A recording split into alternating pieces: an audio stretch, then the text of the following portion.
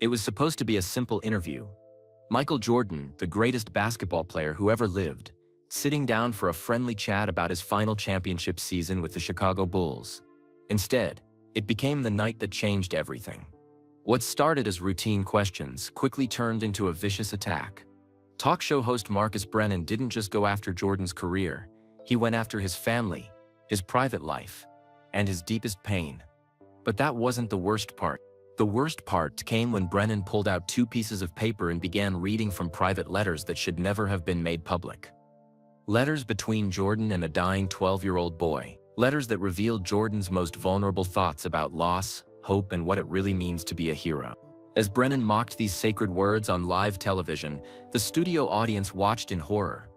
Jordan, the man who never backed down from any challenge, sat frozen in his chair, speechless for the first time in his career. But then something happened that no one expected. The studio doors burst open, and a small figure in an oversized Bulls jersey walked into the chaos.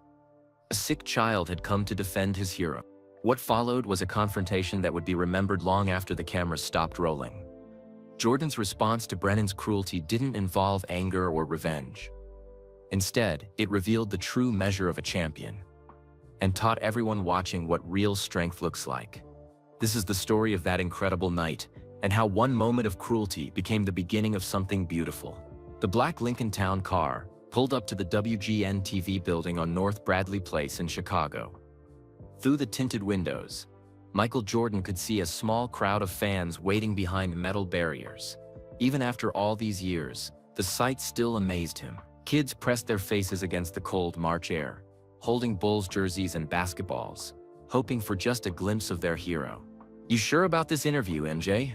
asked Tim Grover, Jordan's trainer, from the front seat. "This Brennan guy has been saying some pretty tough things about athletes lately." Jordan adjusted his tie and checked his watch. 7:15 p.m. The show started in 15 minutes. "It's fine, Tim. I've handled worse than some local talk show host." But as Jordan stepped out of the car and walked toward the studio entrance, something felt different. Maybe it was the way the security guard avoided eye contact. Maybe it was the nervous energy from the production assistants who usually seemed excited to meet him. Tonight, they just pointed him toward the green room and hurried away. Inside the small waiting room, Jordan sat in a leather chair and looked around. The walls were covered with photos of Marcus Brennan interviewing various Chicago celebrities. Politicians, actors, athletes, all smiling and laughing with the host. Brennan looked friendly enough in the pictures. He was a tall, thin man with dark hair and sharp features. His smile seemed genuine. "Mr. Jordan?" A young woman with a clipboard appeared in the doorway. "I'm Sarah, the assistant producer. We're ready for you in 5 minutes." "How's the audience tonight?" Jordan asked, making conversation. Sarah paused for just a moment too long. "Good. They're excited to see you." Jordan had been doing interviews for over a decade. He knew when something was off, but he also knew that backing out now would create more problems than it solved. The Bulls were in the middle of their championship run.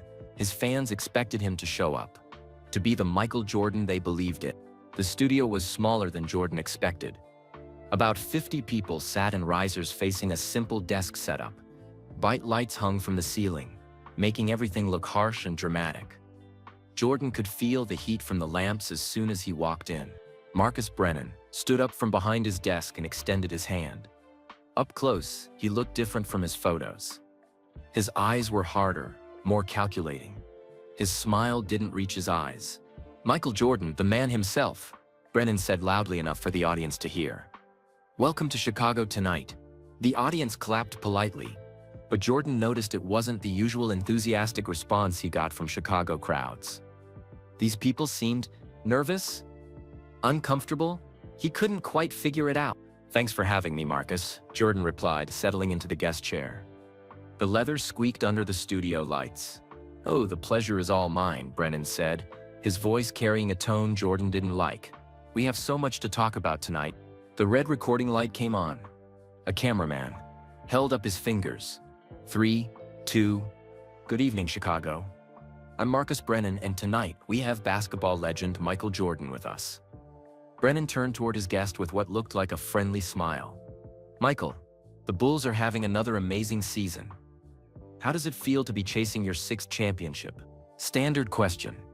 Easy answer. Jordan relaxed slightly. It feels great, Marcus. This team has worked incredibly hard. We know what it takes to win, and we're focused on finishing the job. 6 championships would tie you with some of the greatest dynasties in sports history. Brennan continued. But let's be honest, you've had some help along the way, haven't you? Jordan's eyebrows raised slightly. That was a bit more pointed than usual, but still manageable. Basketball is a team sport. I've been blessed to play with amazing teammates and coaches.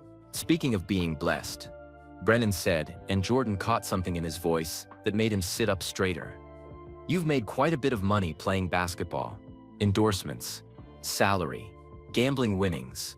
The last part hit like a slap. Jordan's jaw tightened. His gambling had been a sensitive topic for years, something most interviewers approached carefully, if at all. But Brennan had just thrown it out there like a casual comment. I've been fortunate in my career, Jordan said evenly, though his hands gripped the chair arms a little tighter. Fortunate is one word for it, Brennan replied with a smirk. Some people might say lucky. After all, your baseball career didn't work out so well, did it? The audience shifted uncomfortably in their seats. This wasn't the friendly interview they had expected. Jordan could feel the tension in the room building like pressure in a boiler. I gave baseball my best effort, Jordan said, his voice still controlled but with an edge creeping in. Sometimes things don't work out the way you plan. No, they don't, Brennan agreed, leaning forward in his chair. Like when your father was murdered. That must have been incredibly difficult. Some people say that's the real reason you quit basketball the first time. Not because you wanted to play baseball, but because you couldn't handle the pressure anymore. The studio went dead silent. Even the camera operators looked shocked. Bringing up James Jordan's murder was crossing a line that most journalists wouldn't even approach. Jordan's face went stone cold. The famous Jordan stare, the one that had intimidated opponents for years, fixed on Brennan with laser intensity. His hands were no longer just gripping the chair arms, they were white-knuckled. My father's death was a tragedy, Jordan said in a voice so quiet and dangerous that everyone in the studio leaned forward to hear him. But it has nothing to do with basketball, doesn't it? Brennan pressed, apparently enjoying the reaction he was getting. I mean, you disappeared for almost 2 years. Left your team, your fans, your responsibilities. Some people might call that quitting when things got tough. Jordan started to lean forward, his body language shifting from defensive to potentially aggressive. The audience could sense they were witnessing something that was about to go very wrong. Very quickly. But just as Jordan opened his mouth to respond, just as it looked like the most competitive man in sports was about to unleash years of carefully controlled anger, Brennan smiled that cold smile again and said something that made Jordan's face go completely white. Speaking of responsibilities, Michael, I have something here I think our audience would find very interesting. It's about a certain letter you wrote recently. A very private, very personal letter that shows a side of Michael Jordan that might surprise people. Brennan reached under his desk and pulled out 2 pieces of paper. Even from across the desk, Jordan could see the handwriting. His handwriting, and the smaller, shakier writing of a child. For the first time in his career, Michael Jordan looked truly speechless. The audience held its breath, sensing they were about to witness something unprecedented, the moment when the most confident athlete in the world didn't know what to say. Brennan held up the letters like a hunter displaying his prize. The studio lights caught the white paper, making it glow against the dark backdrop. Jordan's eyes locked onto those sheets. And for a split second, his famous poker face cracked completely. What you have there, Jordan said slowly, his voice barely above a whisper, is private. Was private, Brennan corrected with obvious satisfaction. But our viewers deserve to know the real Michael Jordan, don't they? Not just the tough guy image you sell to the world. Jordan's mind raced back 3 months to a cold December evening in his Highland Park mansion. He had been sitting in his study, going through fan mail that his assistant usually handled. Most letters were requests for autographs or invitations to events. But one envelope had caught his attention. The handwriting was shaky, like a child learning to write cursive. The return address said Tommy Martinez, with a street number from Pilsen, one of Chicago's poorest neighborhoods. Something about it made Jordan open it himself instead of passing it to his staff. Dear Mr. Jordan, the letter had begun. My name is Tommy and I am 12 years old. I have leukemia, which means I am very sick. My mom says I might die, but I don't want to think about that. Jordan remembered how those simple words had hit him like a punch to the chest. He had read hundreds of letters from sick children over the years, but this one was different. Maybe it was the honest way Tommy wrote about being scared. Maybe it was how he talked about watching Bulls games from his hospital bed, pretending he was playing alongside Jordan. When I watch you play, Tommy had written, I forget about being sick for a while. You never give up even when the other team is winning. That helps me not give up too. Could you maybe write me back? Nobody famous ever wrote to me before. Jordan had put down the letter and stared out his window at Lake Michigan for a long time. His father's voice echoed in his memory. Son, it's not what you achieve that defines you. It's how you use what you achieve to help others. That night, Jordan had done something he rarely did. Instead of having his assistant send a form letter and signed photo, he had written back personally, with his own hand, from his own heart. Now in the harsh studio lights, Brennan was unfolding that private response. Let me read this touching letter from our beloved Michael Jordan, Brennan announced to the audience, his voice dripping with fake emotion. Dear Tommy, thank you for your letter. It made me think about things I don't usually talk about. Jordan closed his eyes. He could remember writing those exact words at his kitchen table at midnight, struggling to find the right thing to say to a dying child. Brennan continued reading. After my father died, I wanted to quit basketball forever. Some nights I would lie awake wondering if anything I did mattered. Your letter reminded me that it does matter. The studio audience was completely silent now. Even the cameramen had stopped moving. This wasn't the Michael Jordan they knew from interviews and commercials. This was raw, human, vulnerable. Oh, but it gets better, Brennan said with cruel delight. He goes on to say, Tommy, you are braver than any opponent I have ever faced. Fighting cancer takes more courage than winning championships. You inspire me to keep playing, not for the trophies, but for kids like you who need heroes. Jordan opened his eyes and stared directly at Brennan. The look on his face was something beyond anger. It was the expression of a man watching something sacred being destroyed. You think this is funny? Jordan asked, his voice dangerously quiet. I think it's revealing, Brennan replied. Here you are, Mr. Tough Guy, writing mushy letters to sick kids. Tell me, Michael, how many photo opportunities did you get out of this little friendship? The accusation hung in the air like smoke. Jordan felt his hands trembling, not with fear but with rage. So pure it threatened to consume him. What Brennan didn't know, what he couldn't know from just reading the letters, was everything else that had happened. After Jordan wrote back to Tommy, the boy's mother, Rosa Martinez, had called the Bulls' office crying. Tommy was getting worse. The chemotherapy wasn't working as well as doctors had hoped. Jordan had done something he never did. He gave Rosa his personal phone number. Over the next 2 months, he had called Tommy twice a week. Not through assistants or public relations people. Jordan himself talking to a sick 12-year-old about basketball, school, and hope. When Tommy was too weak from treatment to talk, Jordan would call anyway and just listen to him breathe, letting the boy know he wasn't alone. Jordan had also quietly arranged for Tommy and his family to attend a Bulls game. Not in the regular seats where cameras might catch them, but in a private box where a sick child could watch without being stared at. Before the game, Jordan had visited with Tommy privately, spending 30 minutes just talking and laughing. The visit had never been photographed, never been publicized, never been mentioned to the media. You want to know about photo opportunities? Jordan said, standing up from his chair. The audience could see his whole body shaking with controlled fury. There were no cameras, no reporters, no publicity. Oh, please, Brennan laughed. Everything you do is calculated for maximum impact. This whole thing was probably planned by your marketing team.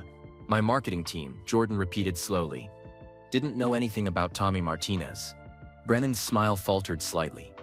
He hadn't expected Jordan to use the boy's full name on television. That's right, Jordan continued, his voice getting stronger.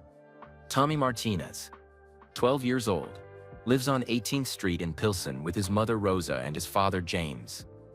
James works 2 jobs, construction during the day, security at night, to pay for Tommy's medical bills. The audience was riveted. This wasn't the sanitized version of charity they usually saw from celebrities. This was personal, specific, real. Tommy's favorite player isn't even me, Jordan said, a slight smile crossing his face despite his anger. It's Scottie Pippen. But he wrote to me because his dad told him I answer my own mail sometimes. Brennan shifted uncomfortably in his seat.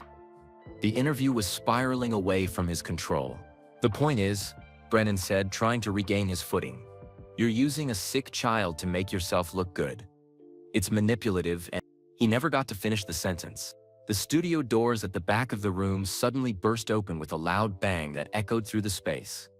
Everyone, Jordan, Brennan, the audience, the camera crew, turned to see who was interrupting the live broadcast. A small figure in an oversized Chicago Bulls jersey walked through the doors, followed by a worried-looking woman in a nurse's uniform. Even from across the studio, even under the harsh lights, Jordan immediately recognized the thin face and determined expression.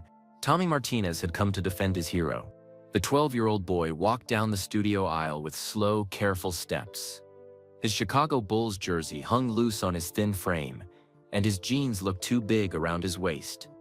The chemotherapy had made him pale and fragile-looking, but his dark eyes burned with determination. Behind him, his mother Rosa Martinez hurried to keep up. She wore her nurse's scrubs from Rusharushi Medical Center, where she worked the evening shift. Her face was streaked with tears, and she kept reaching out to steady Tommy as he walked. The entire studio fell silent. Even the camera operators forgot to film, too shocked by what they were seeing. A sick child had just walked into the middle of a live television interview. "Tommy," Jordan whispered, standing up from his chair. His voice was filled with surprise and concern. "What are you doing here?" The boy didn't answer right away. Instead, he walked directly to Jordan, ignoring the cameras, the bright lights, and the confused talk show host. When he reached Jordan's chair, Tommy looked up at the basketball star with eyes that seemed too old for his young face. "Mr. Jordan," Tommy said in a quiet voice that the studio microphones barely picked up, "you don't have to explain anything to anyone. You saved my life." Jordan knelt down so he was at Tommy's eye level. He put his hands gently on the boy's shoulders, the same way he had during their private visit at the hospital. "How did you get here, buddy?" Jordan asked softly. Rosa Martinez stepped forward, still breathing hard from their rush to the studio.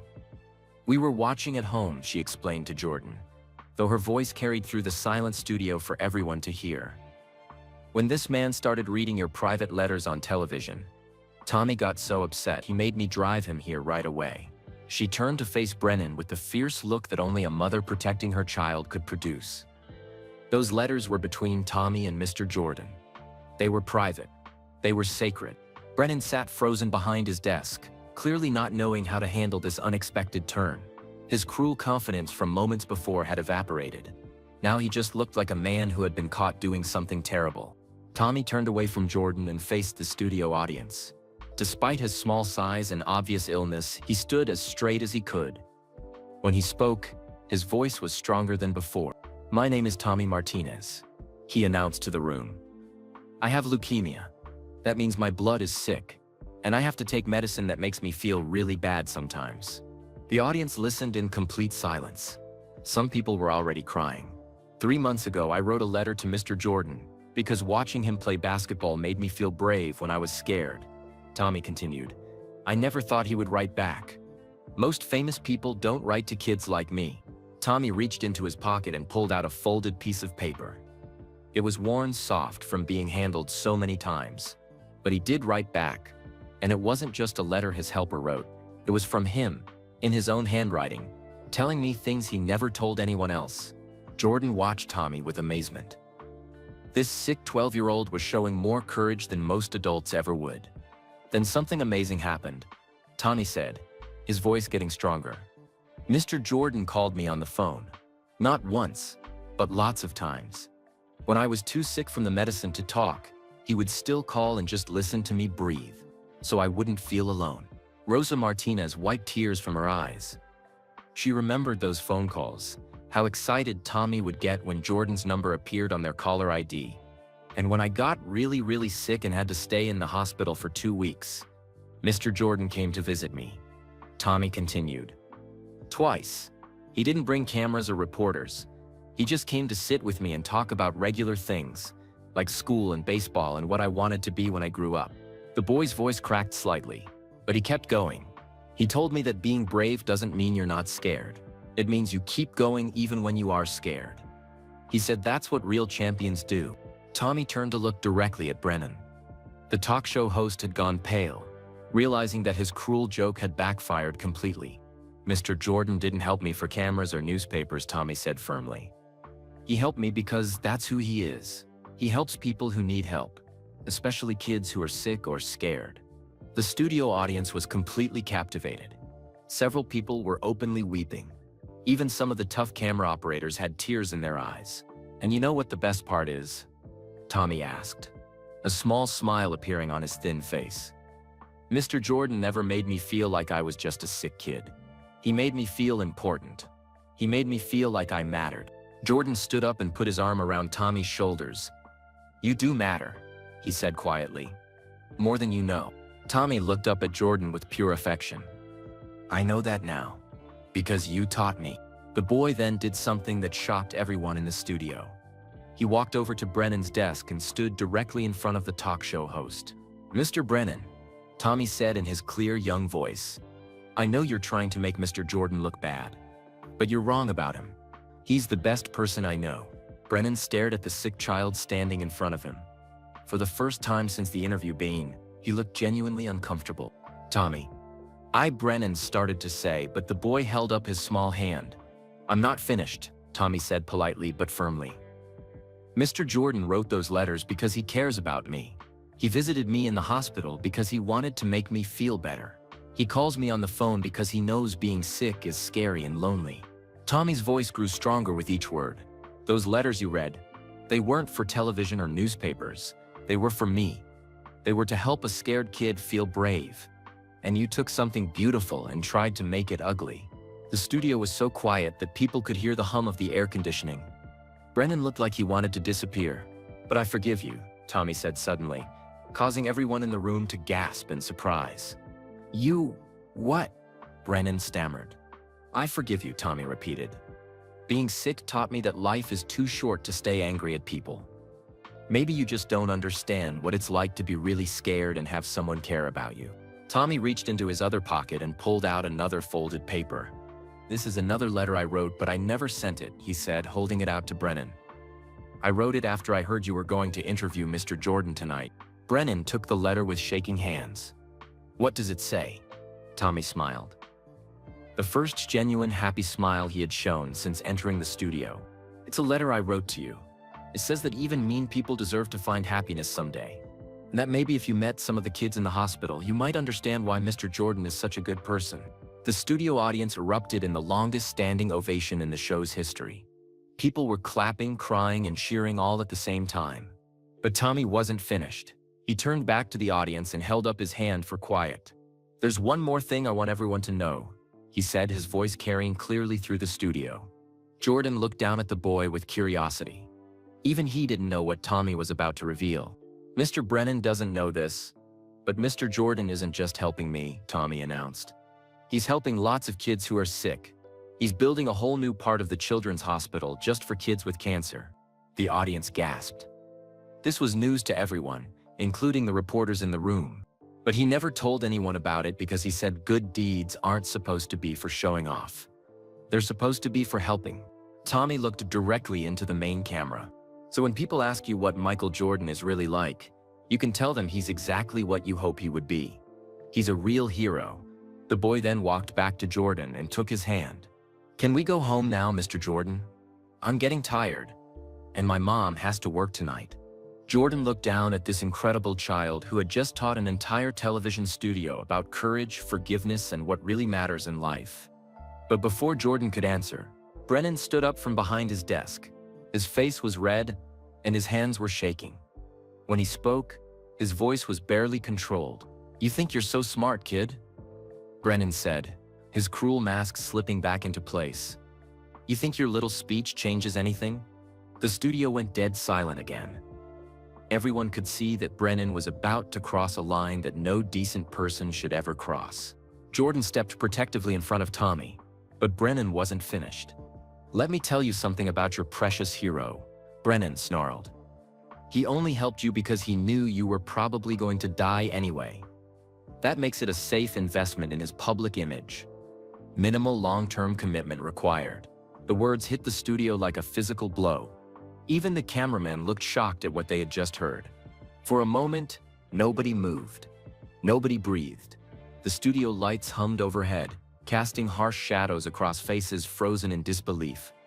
Brennan's cruel words hung in the air like poison gas, contaminating everything they touched. Tommy's small hand went to his chest, as if he had been physically struck. His mother Rosa gasped and reached for her son, pulling him close to her side. The boy who had just shown such incredible courage and wisdom suddenly looked like what he really was, a sick 12-year-old who had just been told his hero didn't really care about him. "Tommy, no," Rosa whispered, her voice breaking. "Don't listen to him, Mijo. Don't listen."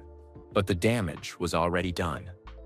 Tommy's dark eyes, which had been so bright with determination just moments before, now filled with tears.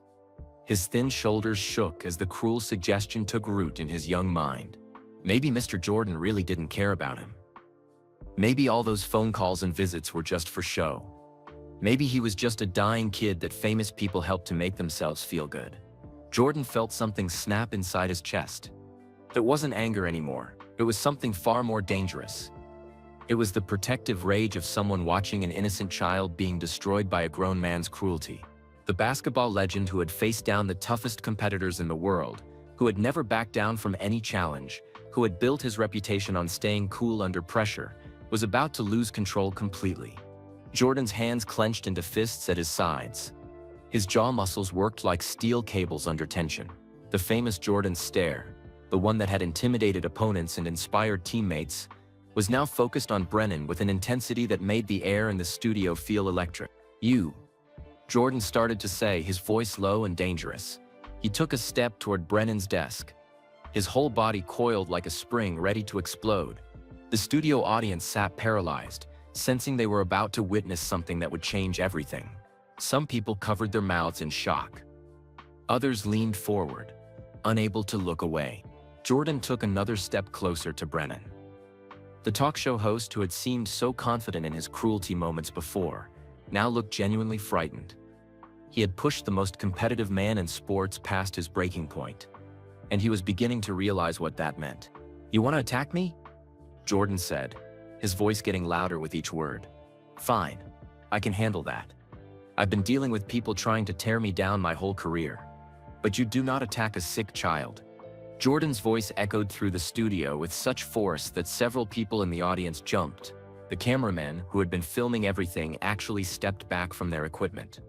"Tommy has more courage in his little finger than you have in your entire body," Jordan continued, his composure cracking with each sentence. "He's fighting for his life every single day, and you think it's funny to hurt him?" Brennan tried to speak, but Jordan wasn't finished. "You think I helped him for publicity?" Jordan's voice was shaking with rage now. "You think watching a 12-year-old fight cancer is some kind of public relations opportunity?" Jordan slammed his hand down on Brennan's desk so hard that the microphones jumped. The sound boomed through the studio speakers like a gunshot. "Let me tell you what Tommy has taught me," Jordan said, his face inches from Brennan's. "He's taught me what real strength looks like. He's taught me what real bravery is. And right now, he's teaching me something else." Jordan straightened up and looked around the studio. At the shocked audience, at the terrified talk show host, at the cameras still rolling. "He's teaching me that some people in this world are so broken, so empty inside that they can only feel good about themselves by hurting others, especially people who can't fight back." The studio was absolutely silent except for the sound of Tommy crying quietly in his mother's arms. Jordan looked at the boy and felt his heart break. All of Tommy's courage, all of his forgiveness, all of his incredible wisdom, and Brennan had destroyed it with one cruel sentence. But then something remarkable happened. Instead of letting his rage consume him, Jordan made a choice that surprised everyone in the studio. He walked away from Brennan's desk. Jordan moved slowly across the studio floor until he reached Tommy and Rosa. He knelt down in front of the crying boy and gently lifted Tommy's chin so they were looking at each other. "Tommy," Jordan said softly, his voice completely different now. All the anger was gone, replaced by something much more powerful, pure love for this brave child. "Look at me, buddy," Jordan continued. "Look into my eyes and tell me what you see." Tommy wiped his nose with his sleeve and stared into Jordan's face. Even through his tears, he could see something there that made him stop crying. I see that you really do care about me," Tommy whispered. "That's right," Jordan said, his own voice thick with emotion. "Every phone call I made to you, I made because I wanted to talk to you. Every time I visited you in the hospital, it was because I wanted to see how you were doing. Every letter I wrote was because you matter to me." Jordan reached out and took Tommy's small hands in his much larger ones. "Tommy, in my whole life, all the championships, all the games, all the records, nothing has made me prouder than being your friend." The boy's tears stopped. His mother Rosa was crying now, but they were different tears, tears of gratitude and love. "Really?" Tommy asked. "Really," Jordan said firmly. "You want to know why I started that cancer wing at the hospital? It wasn't for publicity. It wasn't for tax breaks. It was because I met you, and I realized there are hundreds of other kids just like you who need help." Jordan stood up and faced the studio audience. When he spoke, his voice carried to every corner of the room. "This boy right here," he said, putting his hand on Tommy's shoulder, "has taught me more about life than 20 years of professional basketball ever could. He's shown me what it means to fight when the odds are against you. He's shown me what it means to stay positive when everything looks hopeless." Jordan's voice grew stronger as he continued. "And most importantly, he's shown me that some things in this world are sacred. A sick child's hope. A private letter meant to comfort someone who's scared. The trust between two people who care about each other." The studio audience was completely captivated. This wasn't the Michael Jordan they knew from interviews and commercials. This was something deeper, more real, more human. "Tommy trusted me with his fears," Jordan said, looking directly into the main camera. "I trusted him with mine. That's not a publicity stunt. That's not a business opportunity. That's friendship." Jordan then turned back to face Brennan, who was sitting behind his desk looking smaller and more pathetic with each passing moment. "And you took that friendship and tried to destroy it for entertainment," Jordan said, his voice heavy with disappointment rather than anger. "You took something beautiful and innocent and tried to make it ugly and fake." The basketball legend walked back toward Brennan's desk, but this time his movements were calm and controlled. "You want to know what the real difference is between us?"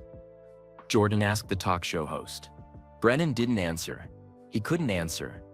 For the first time in his career, the man who made his living with words was completely speechless.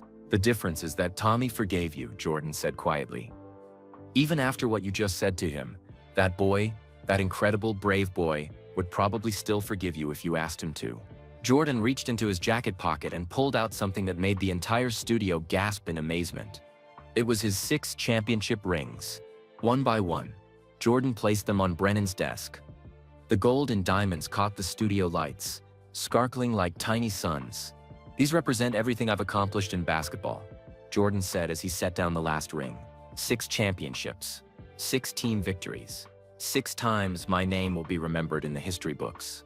Jordan stepped back from the desk and looked at the rings, then at Brennan, then directly into the camera. "But they don't mean anything if I can't protect a child from cruelty. They don't mean anything if I can't use what I've been given to help people who need help." The studio audience was on the edge of their seats, wondering what Jordan would do next. "So here's what I'm gonna do," Jordan announced, his voice carrying the same confidence he had shown in championship games. He looked directly at Brennan, who was staring at the championship rings scattered across his desk. "I'm gonna give you a choice. And what you choose will show everyone in this studio, and everyone watching at home, what kind of man you really are." The silence in the studio was so complete that people could hear their own heartbeats. Jordan leaned forward, placing both hands on Brennan's desk, and spoke words that would be remembered long after the cameras stopped rolling. "I'm gonna give you 2 choices, Marcus," Jordan said, his voice steady and calm despite everything that had just happened. "The first choice is easy. You can sit there, finish this interview, and go on with your life pretending that what you did tonight was just television." Jordan gestured toward his championship rings scattered across the desk. "You'll have a great story to tell people. How you made Michael Jordan angry.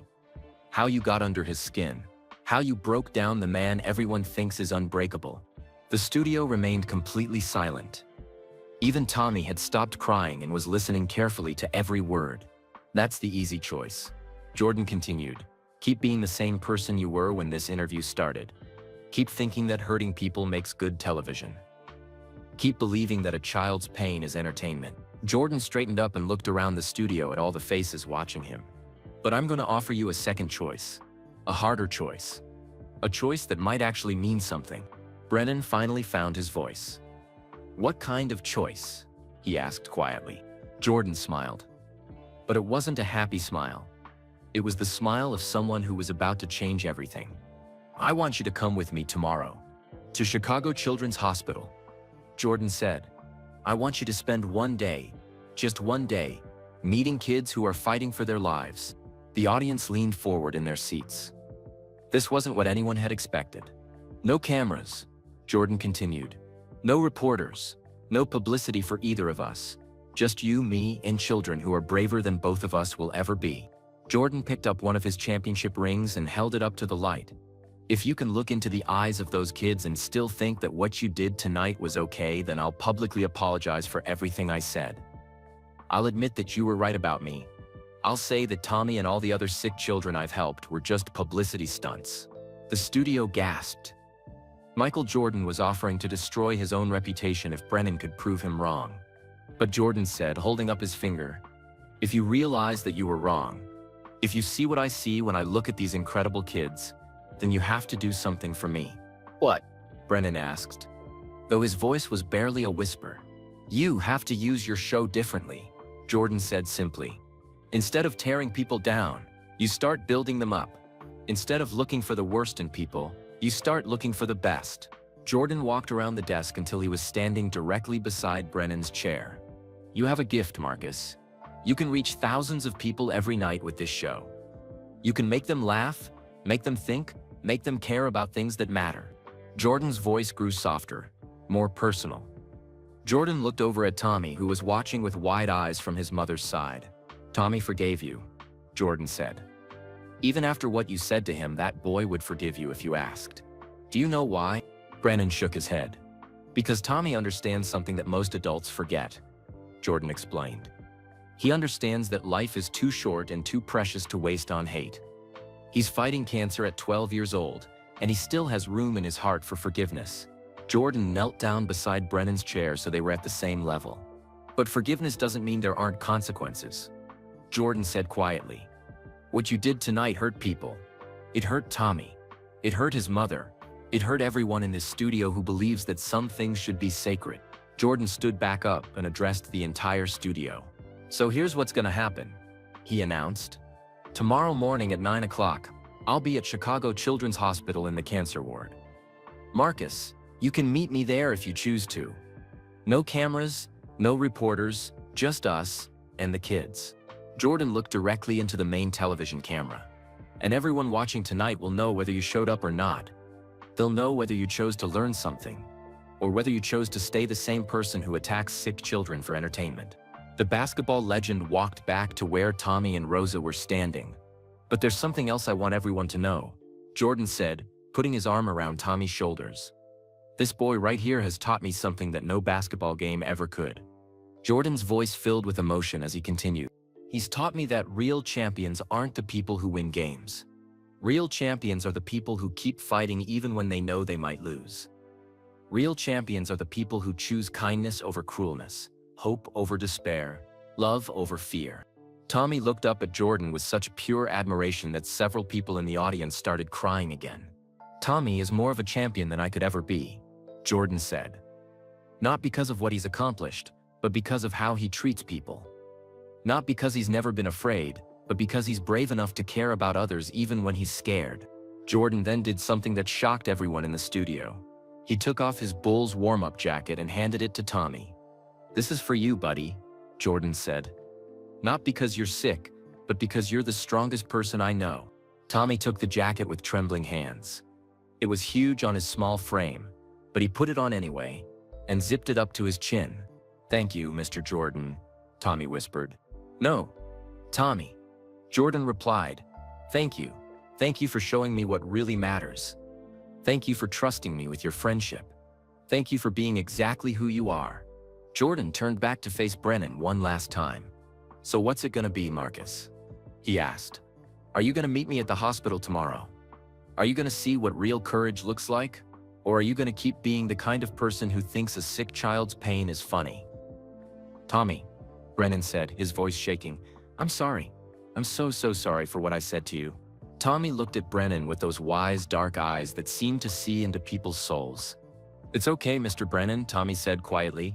People say mean things sometimes when they're hurting inside. Brennan's composure finally cracked completely. Tears started streaming down his face as he realized what he had almost destroyed. You're right, he whispered to Tommy. I am hurting inside, and I took that hurt and used it to hurt you. That was wrong. That was so wrong. Tommy reached out and patted Brennan's shoulder with his small hand. Maybe tomorrow you can meet some of my friends at the hospital, Tommy said with a small smile. They would like you if you were nice to them. Brennan looked up at Jordan, who was watching this exchange with amazement. I'll be there, Brennan said, his voice thick with emotion. 9 o'clock tomorrow morning. No cameras, no publicity. Just me trying to learn how to be a better person. Jordan nodded slowly. That's all any of us can do, Marcus. Just try to be better than we were yesterday. The studio audience erupted in applause. But it was different from before. This wasn't the excited clapping of people watching entertainment. This was the deep, respectful applause of people who had just witnessed something real and transformative. But Jordan held up his hand for quiet. He wasn't finished yet. He looked directly into the camera with the same intensity he had shown during championship games. Jordan's voice grew stronger with each word. But you also saw something else. You saw what happens when people choose to change. You saw what happens when someone decides to be better. Jordan picked up his championship rings from Brennan's desk and slipped them back onto his fingers. These rings represent victories in basketball games, he said. But what happened here tonight represents something more important. It represents the victory of love over hate, forgiveness over revenge, hope over despair. Jordan looked at Tommy, who was still wearing his jacket and smiling despite everything he had been through. And it represents the victory of a 12-year-old boy who taught grown men how to be human. The applause that followed was the longest and loudest in the show's history. People were standing, cheering, crying, and clapping all at the same time. But in the middle of all that noise and celebration, Jordan leaned down and whispered something in Tommy's ear that only the boy could hear. Really? Tommy whispered back. Really? Jordan confirmed. Tommy turned to his mother and tugged on her scrubs. Rosa smiled and hugged her son close. What kind of secret, Misha? Tommy looked up at Jordan, who winked at him. The kind of secret that's gonna help a lot of kids who are sick like me, Tommy said mysteriously. And with that, Michael Jordan had set up one final surprise that would make tomorrow's visit to the hospital even more meaningful than anyone could imagine. The studio audience was still buzzing with excitement from Jordan's incredible response, but the basketball legend wasn't ready to end the interview just yet. He had one more revelation that would change everything everyone thought they knew about his relationship with Tommy. Jordan walked back to the center of the studio, with Tommy still wearing his oversized Bulls jacket beside him. The boy's mother, Rosa, stood close by, watching her son with a mixture of pride and amazement. Before we finish tonight, Jordan said to the cameras, there's something I need to tell everyone. Something that makes this story even more special than you already know.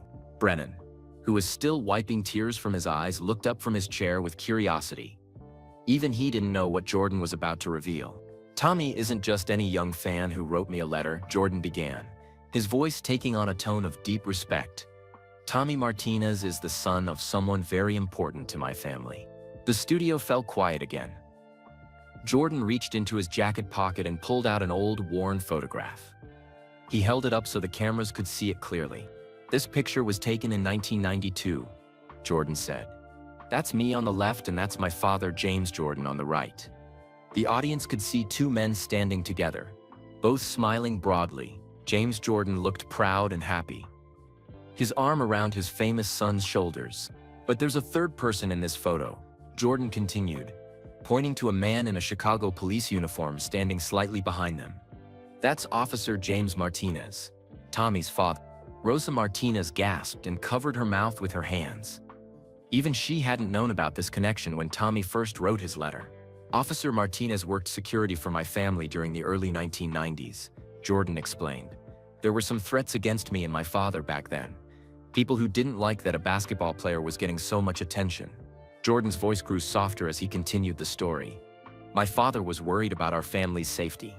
The Chicago Police Department assigned Officer Martinez to be part of our security detail.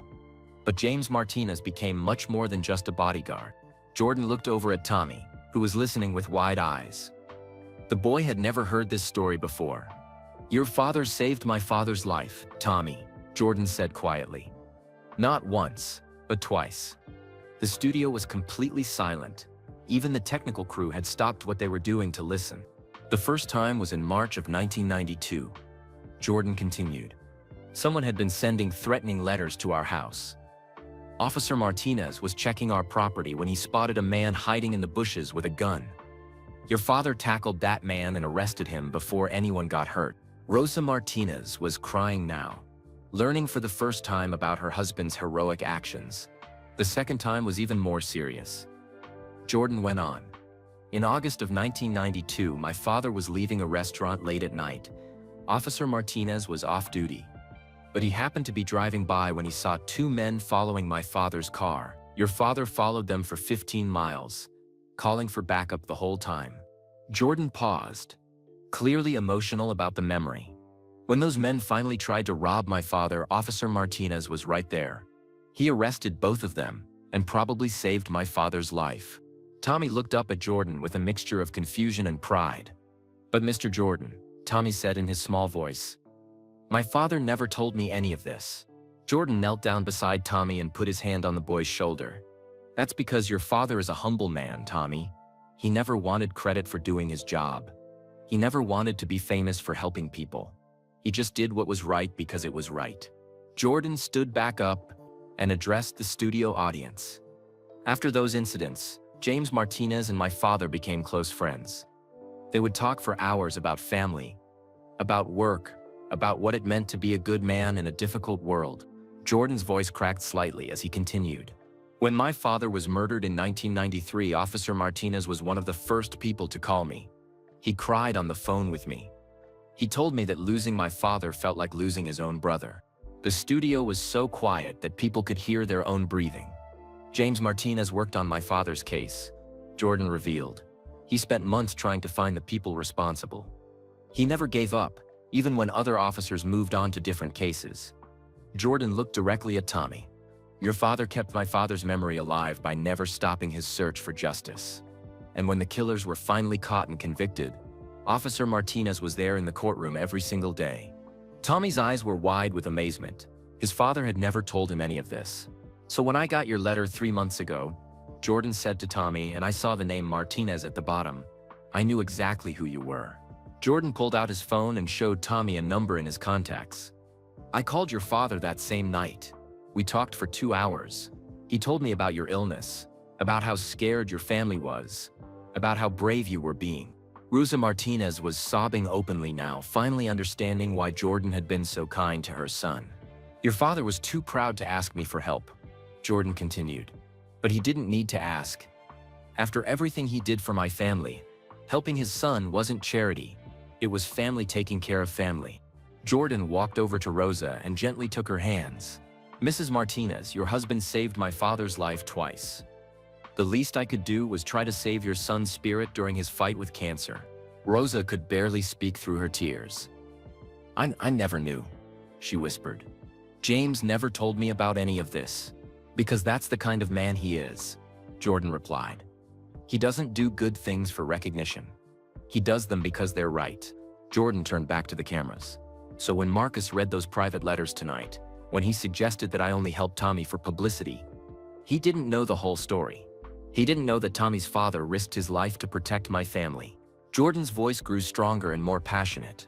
"He didn't know that every time I called Tommy, every time I visited him in the hospital, every time I wrote him a letter, I was honoring the memory of my father and the friendship of a man who served others without expecting anything in return." Brennan, who had been listening to this story with growing shame, finally spoke up.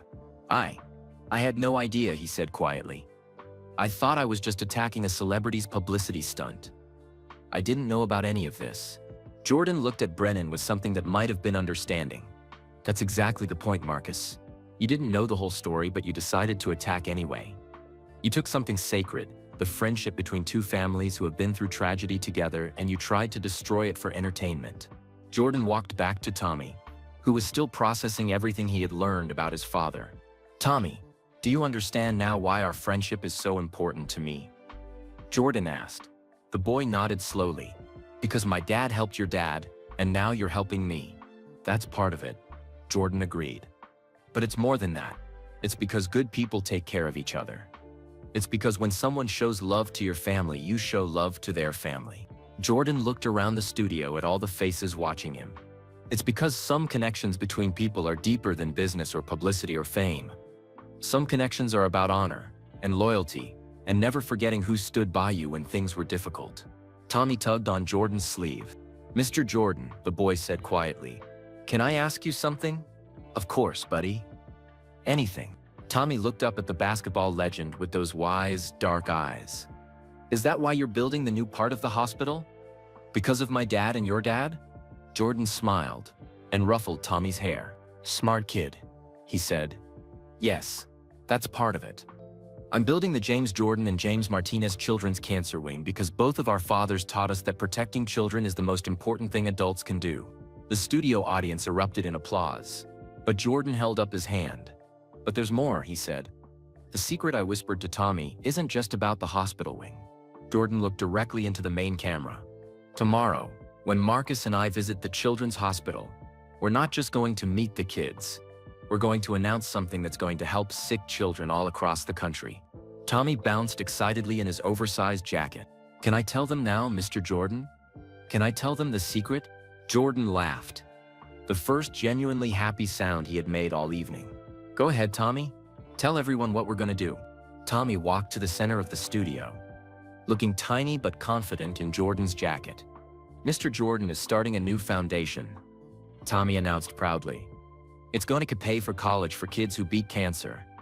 And guess what? Mr. Brennan is going to help us run it." The studio gasped. Even Brennan looked shocked. "I am?" Brennan asked. Jordan walked over and put his hand on Brennan's shoulder. "If you want to," Jordan said. "Tonight you showed that you can change. Tomorrow you can show that you want to help. The Jordan Martinez Foundation for Cancer Survivors needs someone who understands the power of media. Someone who can tell these kids' stories in a way that inspires people to help." Brennan stared at Jordan in amazement. You want me to help you? After what I did tonight?"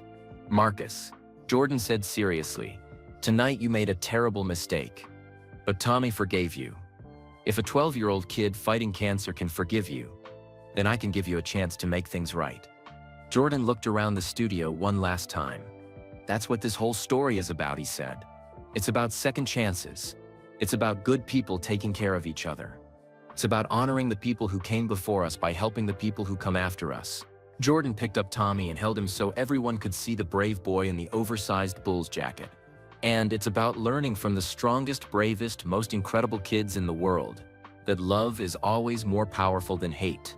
Tommy grinned and waved at the cameras. "Hi, Dad," he called out, knowing his father was watching from home. "I found out about all the brave things you did. I'm proud of you." Somewhere in Chicago, Officer James Martinez was watching television and crying tears of joy, finally seeing his son healthy and happy and surrounded by people who cared about him. The studio audience gave them the longest standing ovation in television history. But the biggest surprise was still to come. The studio audience was still on their feet, clapping and cheering for what they had just witnessed. Tommy waved from Jordan's arms, his small face glowing with happiness despite everything he had been through that evening. Rosa Martinez stood nearby, tears of joy streaming down her cheeks as she watched her son being celebrated by hundreds of people. But Jordan wasn't finished. He gently set Tommy down and walked to the center of the studio, raising his hand for quiet. The applause slowly died down as people sensed that something important was about to happen. "Before we leave tonight," Jordan said, his voice carrying clearly through the studio, "I want to make sure everyone understands what just happened here." Jordan gestured toward Brennan, who was still sitting behind his desk looking stunned by the evening's revelations. "Marcus made a choice tonight that changed everything. When Tommy walked into this studio and offered him forgiveness, Marcus could have rejected it. He could have stayed angry and defensive. He could have kept being the same person who thought attacking a sick child was acceptable." Jordan's voice grew more intense as he continued. But he didn't do that. Instead, he chose to listen. He chose to learn. He chose to change. Jordan walked over to Brennan's desk and extended his hand. "Marcus, will you stand up, please?"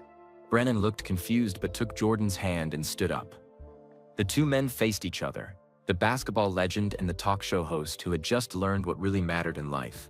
"Ladies and gentlemen," Jordan announced to the studio, "I want you to see something." This man right here was willing to admit he was wrong. He was willing to apologize to a child. He was willing to ask for a chance to be better. Jordan turned to face the cameras directly. That takes more courage than winning any basketball game. That takes more strength than any athletic achievement. Being willing to change, really change, is the hardest thing a person can do. The studio was completely quiet, hanging on Jordan's every word. "So here's what I'm proposing," Jordan continued. "Tomorrow morning at 9 o'clock, Marcus and I will meet at Chicago Children's Hospital. But we're not just going to visit the kids." Jordan paused for dramatic effect. "We're going to challenge everyone watching tonight to join us." The audience murmured with surprise. This wasn't what anyone had expected. "I'm challenging every person in this studio, every person watching at home, every person who heard this story, to find one way, just one way, to help a child who needs help." Jordan's voice grew more passionate as he outlined his challenge. "It doesn't have to be big. It doesn't have to cost money. It can be volunteering at a local school, reading to kids at the library, coaching a youth sports team, or just being kind to a child who seems lonely." Jordan looked at Tommy, who was listening intently. "Tommy taught us tonight that children have incredible wisdom. They understand forgiveness better than adults. They see hope where adults see problems.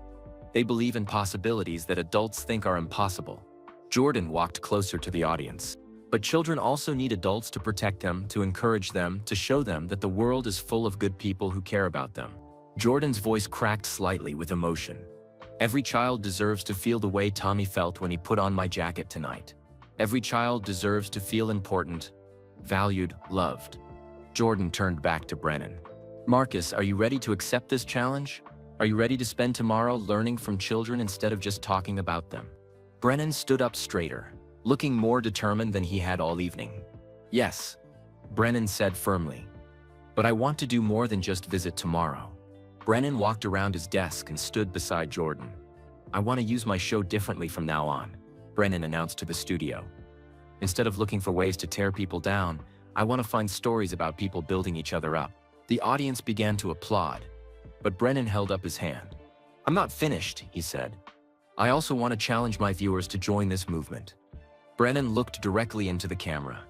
"Starting tomorrow night, every Friday will be Heroes Among Us night on this show. We're going to tell stories about ordinary people doing extraordinary things for children." Jordan smiled and nodded approvingly. "And," Brennan continued, his voice getting stronger with each word, "we're going to keep a running count of how many people accept Jordan's challenge. How many people find ways to help children in their communities." Brennan turned to Jordan. "What do you think, Michael? Can we get 1,000 people to help children in the next month?" Jordan laughed and shook his head. "Marcus, you're thinking too small. If we tell this story right, if we show people what Tommy showed us tonight, we can get 10,000 people to help children." Tommy, who had been listening to this exchange with growing excitement, suddenly spoke up. "Mr. Jordan, Mr. Brennan," he called out, walking over to where they were standing. Both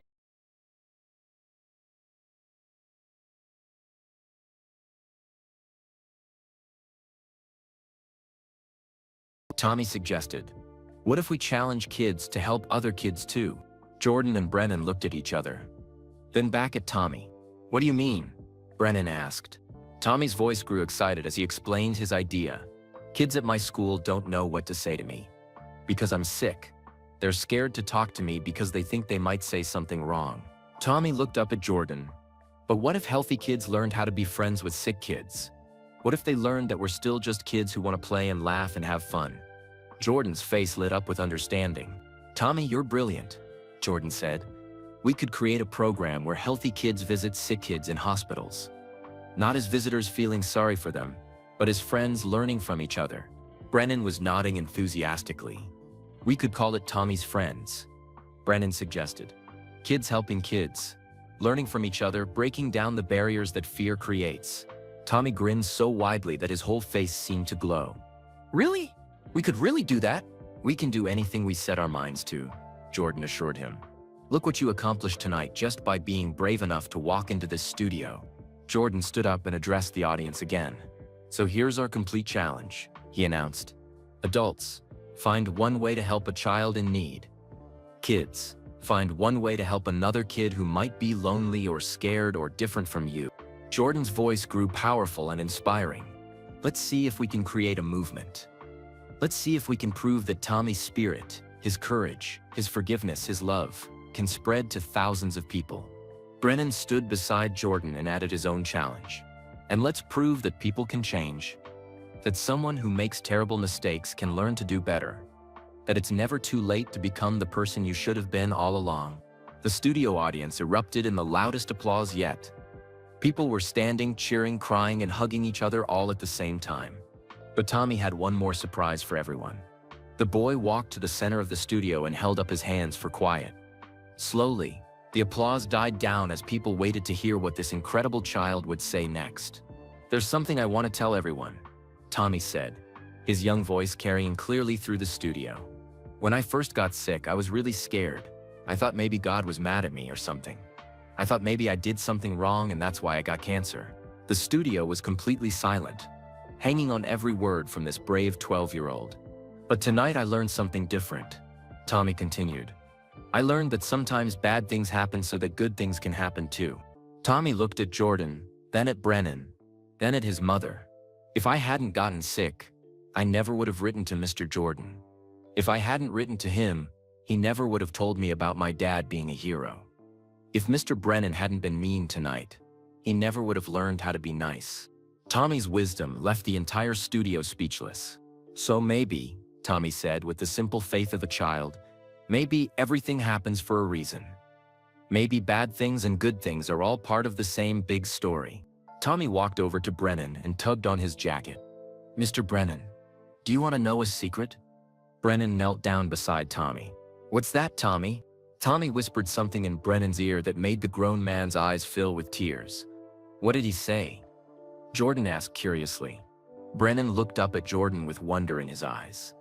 "He said he's glad I was mean tonight because now I get to learn how to be a helper instead of a hurter." The studio audience was completely quiet, absorbing the profound wisdom of a sick child who had just taught them all about forgiveness, purpose, and hope. But Tommy wasn't quite finished. He walked back to the center of the studio and looked directly into the main camera. "If you're watching at home and you're scared about something, or sad about something, or if people are being mean to you," Tommy said with all the authority of someone who had faced real fear and found real courage, "just remember that there are always good people who want to help you." Tommy pointed to Jordan and Brennan. These two men were mad at each other tonight. But now they're friends who want to help kids like me. That means anybody can change. That means there's always... Tommy smiled his brightest smile yet. "And if a sick kid like me can help grown-ups learn how to be better, then you can do amazing things too." The studio erupted in applause once more, but this time it was different. This time it was the sound of people who had been changed by what they witnessed. This time it was the sound of a community being born. Jordan, Brennan, and Tommy stood together in the center of the studio, representing something that none of them could have imagined when the evening began. They represented the power of second chances, the strength of forgiveness, and the incredible things that can happen when people choose love over hate. But there was still one more surprise waiting, something that would happen the next day at the hospital that would change all their lives forever. The television studio was finally starting to empty out. The live broadcast had ended 20 minutes ago, but people were still talking in small groups, reluctant to leave after witnessing something so powerful. Tommy sat in Jordan's chair behind the interview desk, still wearing the oversized Bulls jacket, swinging his legs and talking excitedly to his mother about everything that had happened. Jordan was signing autographs for the studio crew when Brennan approached him quietly. "Michael," Brennan said, his voice still shaky from the evening's events, "I need to ask you something." Jordan looked up from signing a basketball for one of the cameramen. "What's on your mind, Marcus?" Brennan glanced around to make sure they had some privacy. "Tomorrow at the hospital," Brennan began, "what if the kids don't like me? What if they can tell I'm not a good person?" Jordan studied Brennan's face carefully. The arrogant talk show host from earlier in the evening was completely gone. In his place stood a man who looked genuinely scared and uncertain. "Marcus," Jordan said gently, Kids are amazing judges of character. They don't care about your reputation or your mistakes. They care about whether you're real with them. But what if I say the wrong thing? Brennan asked. What if I hurt one of them the way I hurt Tommy? Jordan put his hand on Brennan's shoulder. Then you'll apologize, just like you did tonight. You'll learn from it, and you'll try to do better next time. Jordan looked over at Tommy, who was now showing his mother how the microphone on the desk worked. That boy over there was ready to forgive you before you even asked for forgiveness, Jordan said. If Tommy can give you a second chance, I think the other kids will too. Brennan nodded, but Jordan could see he was still nervous. Brennan's eyes widened with surprise. You want me to have dinner with your family? After what I did? Marcus, Jordan said with a slight smile. If we're gonna work together to help kids, we need to trust each other. And trust starts with getting to know each other as real people, not just the characters we play on television. 2 hours later, Marcus Brennan found himself sitting at Michael Jordan's kitchen table, sharing pizza with the most athlete in the world, a brave 12-year-old cancer patient, and a hard-working single mother from Chicago's South Side. It was the most surreal evening of his life. Mr. Brennan, Tommy said, reaching for another slice of pepperoni pizza, do you have any kids? Brennan shook his head. No, Tommy, I never got married. I always thought my career was more important. Tommy considered this seriously while chewing his pizza. That's kind of sad, Tommy said with the honest directness that only children possess. Kids are really fun. Even sick kids like me. Rosa Martinez smiled at her son's matter-of-fact assessment. Tommy's right, she said to Brennan. Children change the way you see everything. They make you want to be better than you are. Jordan was quietly watching this conversation, impressed by how naturally Tommy was connecting with Brennan. What made you want to be on television? Tommy asked Brennan. Brennan thought for a moment before answering. When I was your age, my family didn't have much money, Brennan explained. I got picked on at school because my clothes were old and my shoes had holes in them. Tommy nodded sympathetically. That sounds lonely, Tommy said. It was lonely. Brennan agreed. So I decided that when I grew up, I would be famous and rich, and then nobody could make fun of me anymore. Tommy tilted his head thoughtfully. But did being famous make you happy? Brennan paused with his pizza slice halfway to his mouth. It was such a simple question, but it cut right to the heart of everything. No, Brennan admitted quietly. It didn't make me happy. It just made me angry at other people who were happy. That's why you were mean to Mr. Jordan, Tommy observed with startling clarity. Yeah, Brennan said, looking ashamed. That's exactly why. Tommy reached across the table and patted Brennan's hand. It's okay, Tommy said. Being sad makes people do mean things sometimes. But you don't have to be sad anymore. How do you figure that? Brennan asked, genuinely curious about this child's wisdom. Because now you have friends, Tommy said simply. Me and Mr. Jordan and my mom, friends make everything better. Tommy, Brennan said softly, you might be the smartest person I've ever met. Tommy grinned. My mom says being sick made me grow up fast. But I still like cartoons and video games and stuff. What's your favorite cartoon? Brennan asked, relaxing for the first time all day. As Tommy launched into an enthusiastic description of his favorite animated shows, Brennan found himself actually laughing. Not the fake television laugh he used on his show, but real, genuine laughter. Jordan watched this transformation with amazement. In just a few hours, Tommy had somehow reached the hurt, angry child that still lived inside Marcus Brennan, and helped him remember what it felt like to simply enjoy life. Later that evening, after Rosa and Tommy had gone home, Jordan and Brennan sat on Jordan's back porch porching Lake Michigan. I need to tell you something, Brennan said, staring out at the dark water. What's that? I don't think I deserve a second chance, Brennan said quietly. What I did tonight, what I said to Tommy, that was unforgivable. Jordan was quiet for a long moment before responding. Marcus, do you know what my father used to tell me when I was young and made mistakes? Brennan shook his head. He used to say, son, God doesn't make junk. If you're still breathing, there's still hope for you to do something good with your life. Jordan looked at Brennan directly. You're still breathing, Marcus. That means there's still hope. Brennan wiped his eyes with his sleeve. But how do I make up for all the hurt I've caused? How do I become the kind of person Tommy thinks I can be? One day at a time, Jordan said. One choice at a time. One child at a time. Jordan stood up and walked to the porch railing. Tomorrow, when we go to the hospital, you're gonna meet kids who are fighting battles you can't imagine. Some of them are gonna live, some of them aren't. Jordan's voice grew soft but determined. Every single one of them deserves to know that adults care about them, that their lives matter, that they're not alone in their fight. Brennan joined Jordan at the railing.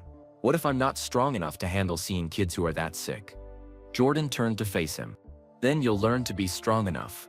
Just like Tommy did. Just like their parents do every day.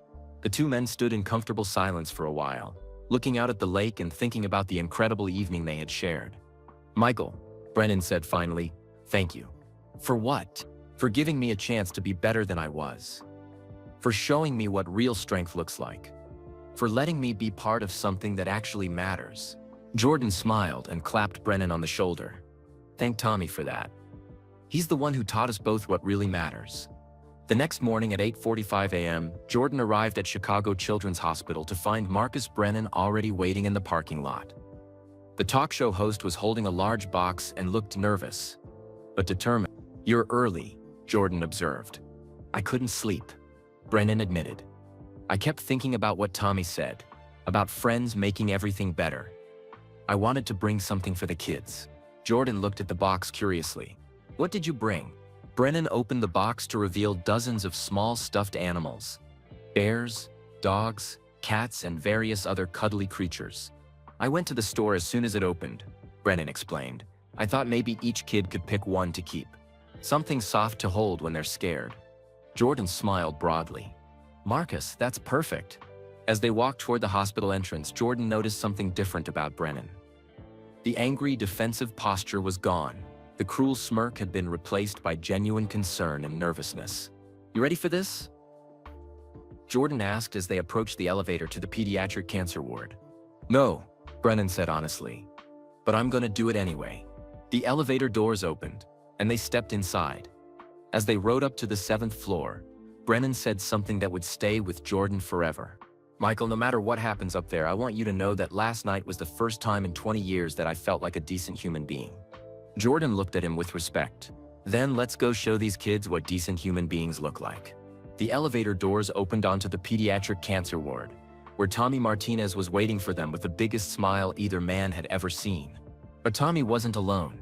Standing behind him were 12 other children, all wearing hospital gowns or pajamas, all looking excited and curious about meeting the famous basketball player and the man from television. Mr. Jordan, Mr. Brennan, Tommy called out excitedly. I told everyone you were coming. They all want to meet you.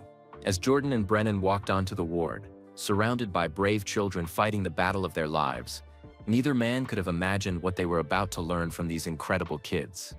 The morning would change all three of their lives in ways they never expected. But the biggest surprise of all was still waiting in room 2037, where a little girl named Maria was about to teach them the most important lesson of their lives. Tommy grabbed Jordan's hand and Brennan's hand, leading them down the bright hallway of the children's cancer ward. The walls were covered with colorful drawings made by young patients, pictures of rainbows, butterflies, superheroes, and families. Each drawing had a child's name written in crayon at the bottom. This is my friend Kevin, Tommy said, stopping at the first room. He's 8 and he likes dinosaurs more than anything in the world. Through the open doorway, Jordan and Brennan could see a small boy with no hair sitting up in bed, surrounded by plastic dinosaur toys. When Kevin saw the visitors, his eyes grew wide with excitement. Is that really Michael Jordan? Kevin whispered to Tommy. Yep, Tommy said proudly. And this is Mr. Brennan from television. They came to meet all of us. Jordan walked into Kevin's room and knelt beside the bed. I heard you like dinosaurs, Jordan said with a warm smile. Kevin nodded enthusiastically and picked up a small plastic T-Rex. This is my favorite, Kevin said. His name is Rex and he's the strongest dinosaur ever. Just like you're the strongest basketball player ever. Jordan chuckled and examined the toy carefully. You know what, Kevin?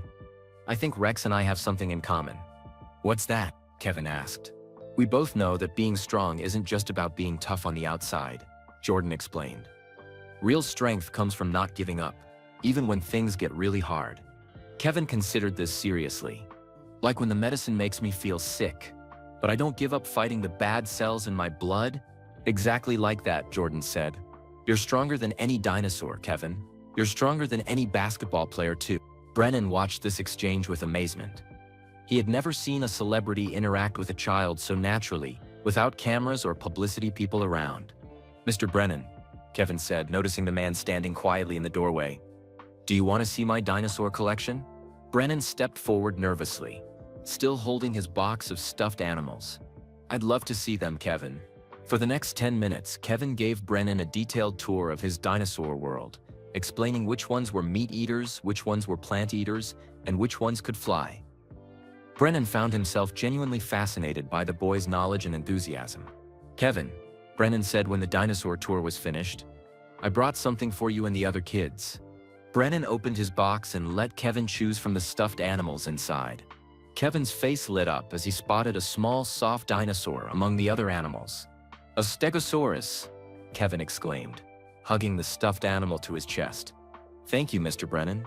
As they moved from room to room, Jordan and Brennan met more incredible children. There was Sarah, age 10, who was writing a book about her adventures in the hospital. There was Marcus, age 9, who had taught himself to play guitar during his long treatments. There was Isabella, age 7, who painted pictures of angels that she said watched over all the sick kids. Each child chose a stuffed animal from Brennan's box, and each child shared something special about themselves with their famous visitors. These kids are amazing, Brennan whispered to Jordan as they walked down the hallway. They're sick, they're scared, but they're still so full of life. That's what I wanted you to see, Jordan replied quietly. These children understand something that most adults forget, that every day is a gift, even the hard days. Tommy was leading them toward the end of the hallway, when he stopped in front of a room marked 2. This is Maria's room, Tommy said, his voice becoming softer and more serious. She's been here longer than any of us. Jordan and Brennan looked through the doorway and saw a tiny girl, probably no more than 6 years old, lying in a hospital bed. She was so small that she seemed to disappear into the white sheets. Her head was bald from chemotherapy, and her dark eyes looked enormous in her thin face. But what struck both men immediately was her smile. Despite everything she was going through, Maria was smiling as she watched cartoons on the television mounted on her wall. Maria, Tommy called softly, I brought the friends I told you about. The little girl turned toward them, and her smile grew even brighter. Mr. Jordan, she said in a voice that was barely above a whisper, but somehow filled with more joy than either man had heard all day. Tommy told me you were the best basketball player in the whole world. Jordan walked into the room and sat in the chair beside Maria's bed. Well, Maria, Tommy told me that you're the bravest little girl in the whole world. Maria giggled, a sound like tiny silver bells. I'm not that brave, she said. Sometimes I get scared at night when the medicine makes me feel sick. You know what? Jordan said, leaning closer to her bed. I get scared sometimes too. Maria's eyes widened with surprise. Really? But you're Michael Jordan. Being good at basketball doesn't mean I never get scared, Jordan explained. The difference is what we do when we're scared. Do we give up, or do we keep trying? Maria thought about this carefully. I keep trying, she said firmly. Because my mama and papa would be sad if I gave up, and because Tommy says that brave kids help other kids be brave too. Brennan, who had been standing quietly in the doorway, stepped into the room. Maria, he said gently, my name is Marcus. Can I ask you something? Maria nodded. How do you stay so happy when you're feeling sick? Maria considered the question with the seriousness that only a child can bring to important matters. Well, she said slowly, my mama taught me that happiness isn't about feeling good all the time. Happiness is about finding good things even when you don't feel good. Brennan knelt beside her bed, struck by the profound wisdom coming from this tiny girl. What kind of good things do you find here in the hospital? He asked. Maria's face lit up as she began to share her discoveries. I found out that nurses give the best hugs. I found out that other kids who are sick understand how you feel better than anyone else. I found out that doctors are really just people who want to help kids get better. She paused and looked directly at Brennan with those enormous dark eyes. And I found out that sometimes mean people aren't really mean. They're just sad inside. Brennan felt his breath catch in his throat. This 6-year-old girl seemed to see right into his soul. "How did you know that?" he whispered. "Because Tommy told me about what happened on your TV show," Maria explained. "He said you were mean to Mr. Jordan, but then you said you were sorry and asked to be friends." Maria reached out with her small hand and touched Brennan's arm. "Tommy says that people who say sorry and want to be better aren't really mean people. They're just people who forgot how to be nice for a while." Tears began streaming down Brennan's face. He had come to this hospital expecting to learn about courage from children fighting cancer. He hadn't expected to receive forgiveness from a 6-year-old who saw straight through to his heart. "Maria," Brennan said, his voice shaking, "would you like to pick a stuffed animal from my box?" Maria's eyes sparkled as she looked through the remaining animals. Finally, she chose a small white teddy bear with a red ribbon around its neck. "I'll call him Hope," she announced, hugging the bear close to her chest. "Because that's what you gave me today." "What do you mean?" Brennan asked. "You showed me that grown-ups can change," Maria explained with simple clarity. "If grown-ups can learn to be nicer, then maybe the world will get better and better." Jordan watched this exchange with wonder. In just a few minutes, this tiny girl had taught Brennan something that years of therapy might not have accomplished. "Maria," Jordan said, "I want to ask you a favor." "What kind of favor?" "Tomorrow night, Mr. Brennan is going to have a special show on television. He's going to tell people about all the amazing kids he met here today." Jordan looked at Brennan, who nodded encouragingly. "Would you like to be on his show and tell other people what you just told us about finding happiness even when things are hard?" Maria's eyes grew wide with excitement. "Really? I could be on television?" "If your parents say it's okay," Jordan said. "I think you have something important to teach people." "What do I have to teach?" Maria asked innocently. Jordan smiled and touched her small hand gently. "You can teach them that hope is stronger than fear, that love is stronger than hate, that even the smallest person can make the biggest difference in the world." Maria considered this with the thoughtful expression she brought to all important matters. As Jordan and Brennan prepared to leave Maria's room, the little girl called out to them one more time, "Mr. Brennan?" "Yes, Maria, when you go on your TV show tonight, will you tell people something for me?" "Of course. What would you like me to tell them?" Maria hugged her new teddy bear and smiled the brightest smile either man had ever seen. "Tell them that sick kids aren't different from other kids. We still like to play and laugh and learn new things. We still have dreams about what we want to be when we grow up." Her voice grew stronger as she continued. "Tell them that we don't want people to feel sorry for us.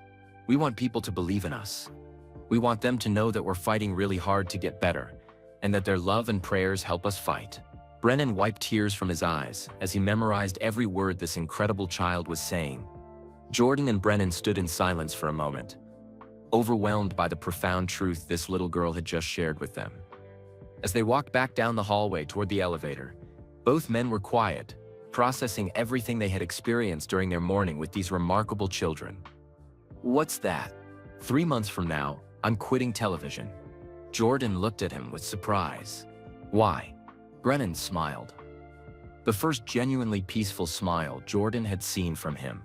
"Because I found something more important to do with my life. I want to work full-time with the foundation we're starting. I want to spend my days helping kids like Maria and Tommy and Kevin." The elevator doors opened, but neither man moved to get on. "Are you sure about this?" Jordan asked. Brennan looked back down the hallway toward room 2037, where Maria was probably still hugging her teddy bear named Hope. "I've never been more sure of anything in my life," Brennan said. "Those kids in there taught me something I never learned in all my years on television." "What's that?" "They taught me that the most important thing in life isn't what people think about you, it's what you do for other people when nobody's watching." Jordan smiled and pressed the elevator button. "Welcome to the rest of your life, Marcus."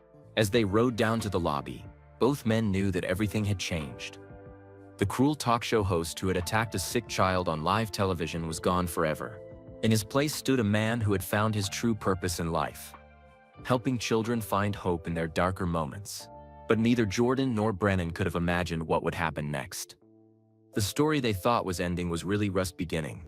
Because sometimes, when you find your purpose, the whole world changes around you. 5 years later, the auditorium at Chicago Children's Hospital was packed with people on a sunny Saturday afternoon in May 2020. Families filled every seat, and there wasn't a dry eye in the house. as 17-year-old Tommy Martinez walked across the stage to receive his high school diploma. Tommy looked healthy and strong now, his dark hair thick and shiny under the stage lights. The thin, pale boy in the oversized Bulls jacket was gone, replaced by a confident young man who carried himself with quiet dignity and purpose. "Ladies and gentlemen," announced Dr. Patricia Williams, the hospital's chief of pediatrics, "please welcome our guest speaker, Tommy Martinez, 5-year cancer survivor and co-founder of the Tommy's Friends program." The audience erupted in applause as Tommy approached the microphone. In the front row, his parents beamed with pride. His father, James Martinez, wore his dress police uniform, and his mother, Rosa, had taken the day off from her nursing job to watch her son's big moment. "Thank you," Tommy said, his voice now deep and strong. 5 years ago, I was a scared 12-year-old kid who didn't know if I would live to see my 13th birthday. Tommy paused and looked out at the audience, which included dozens of young cancer patients and their families. "I wrote a letter to Michael Jordan because watching him play basketball gave me hope when I felt hopeless. I never expected him to write back.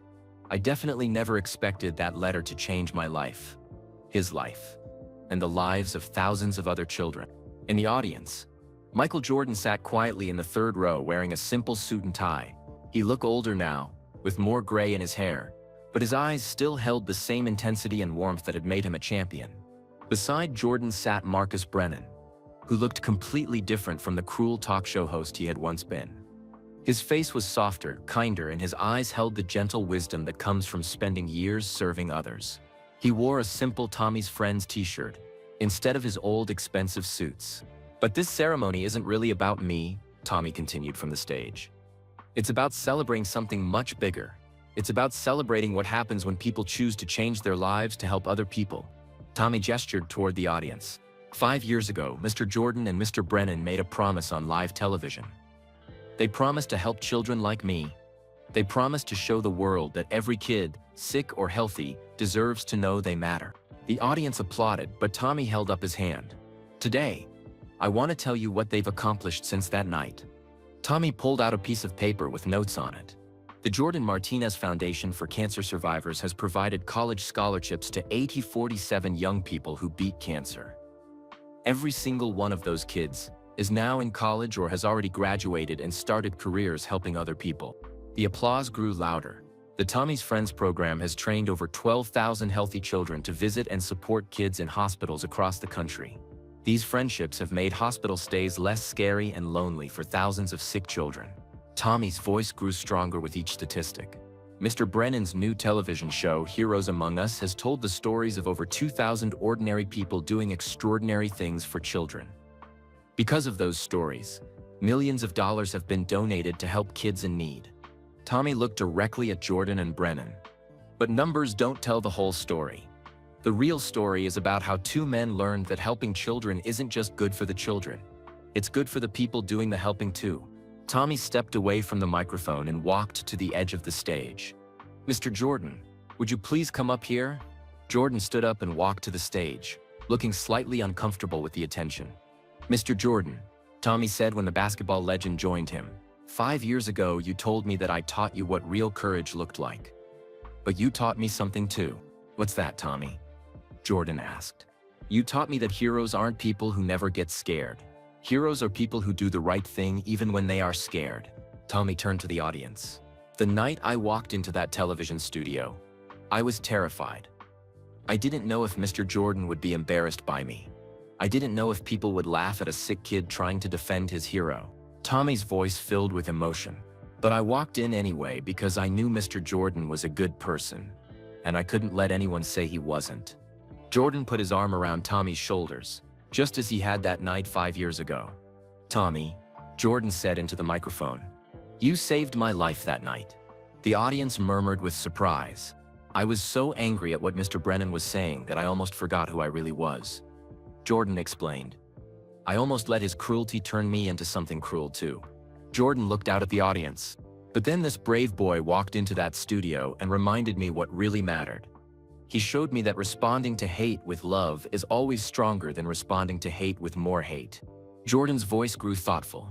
"Tommy taught me that protecting children isn't just about being strong. It's about being wise enough to know when gentleness is more powerful than anger." Tommy smiled and gestured toward Brennan. "Mr. Brennan, would you please join us?" Brennan walked to the stage, and suddenly all three men were standing together again, just as they had that incredible night 5 years ago. "Mr. Brennan," Tommy said, "I want to tell everyone something that most people don't know." Brennan looked curious. "The night after we visited the hospital, you called me at home.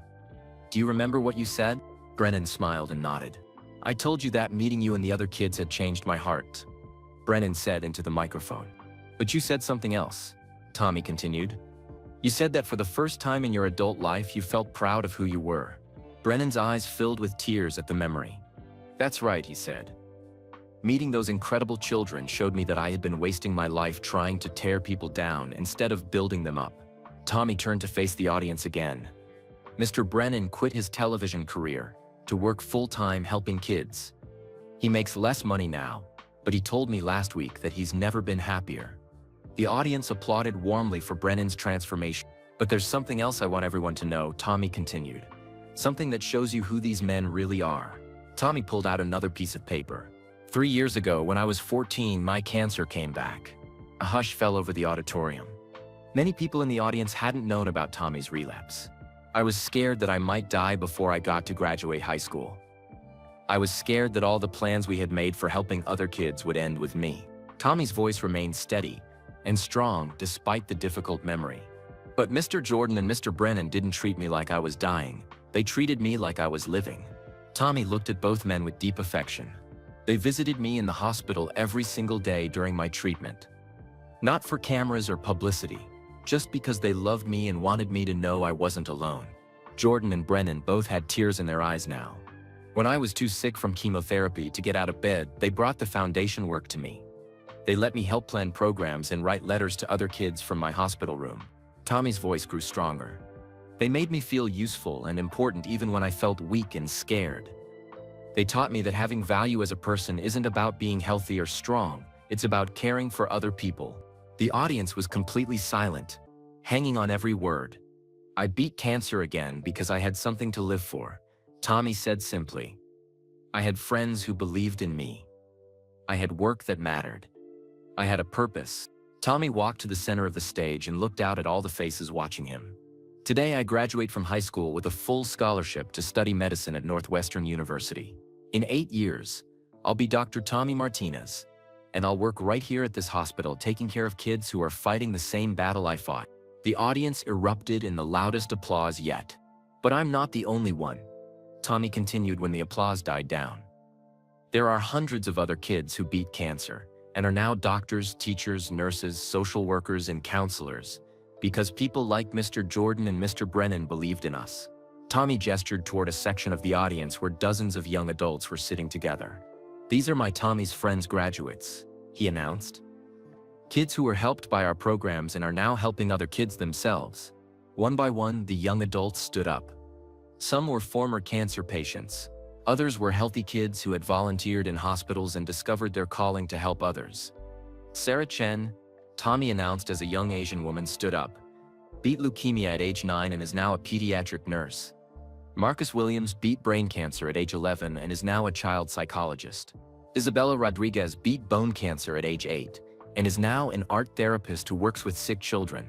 As each young person stood, the audience could see the incredible impact that one night of television had created.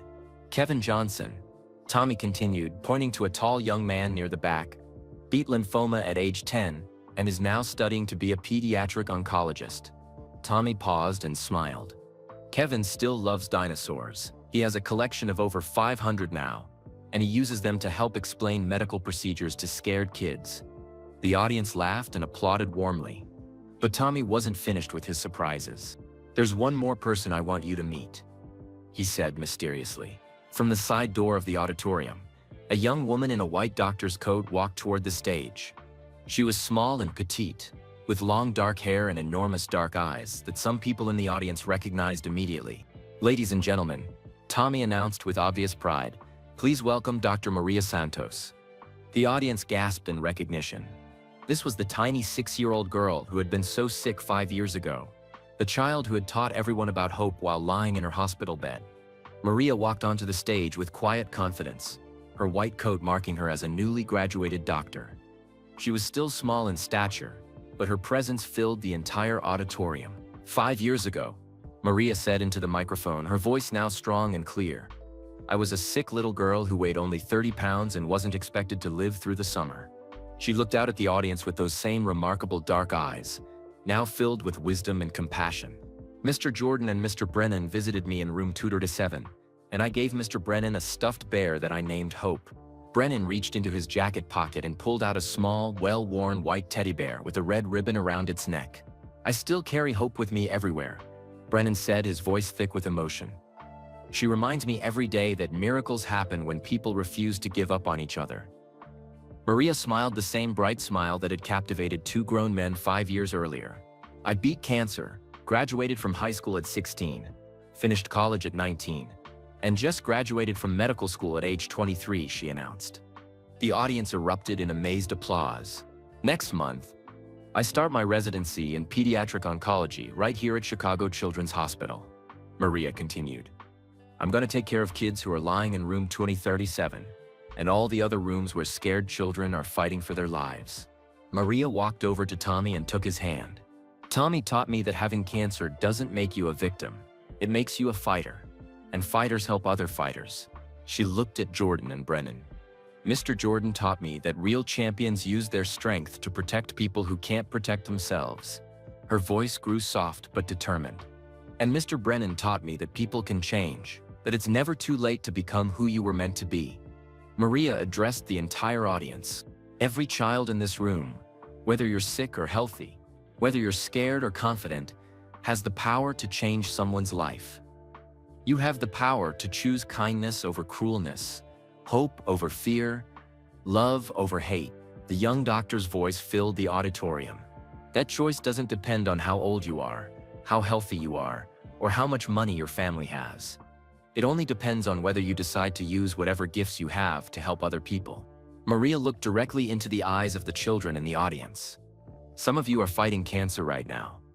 Some of you are scared about treatments or worried about your future.